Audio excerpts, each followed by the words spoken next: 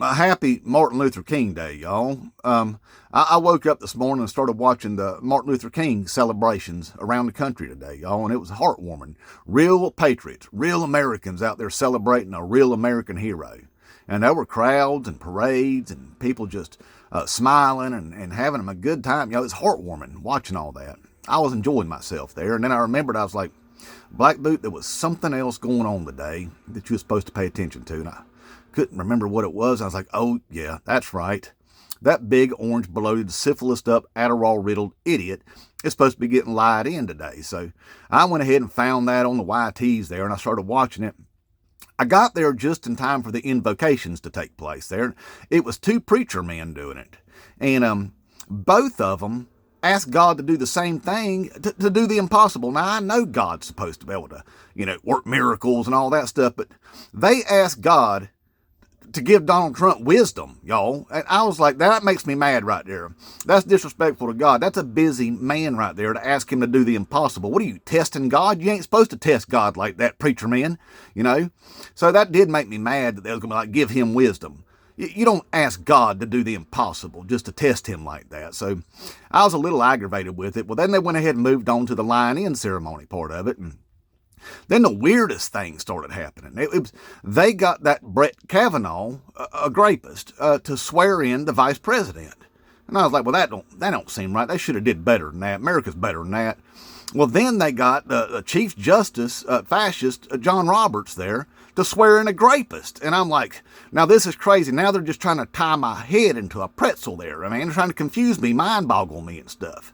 So it was just a big circle is what happened right there. So I figured that out. And then they moved on to doing that. And I was like, whenever they swore him in, I was a little bit nervous. I ain't gonna lie to you about it. I was nervous because if that was a Bible sitting there, I was like, boy, you had better have made preparations. And apparently they did. They did. I think they kept that Bible in maybe a cooler full of dry ice for like a month or something before the swearing in there to ensure that it didn't burst into flames, because they could have burned the damn building down. It was dangerous what they did right there. Very risky. Very risky.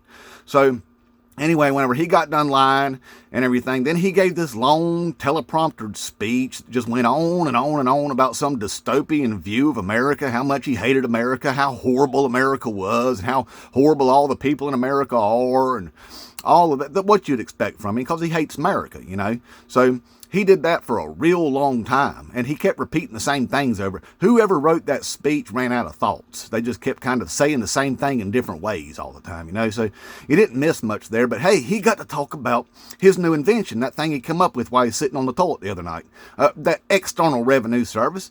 And everybody there was just kind of like, what the hell's this idiot talking about? External Revenue Service.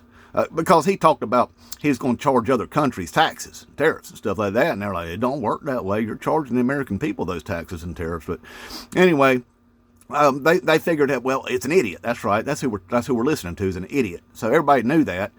So then we got on past that and everything. And then he went on about that Panama Canal again and how much he hates the Panamas. Well, he don't really hate the Panamas, is what it is that the Panamas want their money that he owes them. That tax evader is what he is. And he's real mad about that because they want their money from him. And plus, Daddy Vladdy wants access to that canal. So, Trumpy's got to do stuff for Daddy Vladdy or else, So anyway, he went on about that stuff and everything. Oh, and he got to talk about how he's going to rename the oceans and the mountains. Okay, so that made him feel good because he got to share his little toddler ideas with people and stuff. But anyway, if you didn't see it, you didn't miss anything at all, okay? It was more ceremonial than anything, okay? Because what he is a lame duck already. Now, he's going to be able to do all these executive orders that are going to get rejected in the court systems and stuff. So he's going to fly into a bunch of executive orders, and he's going to tariff the crap out of all of us and everything. So it's going to suck on that front right there.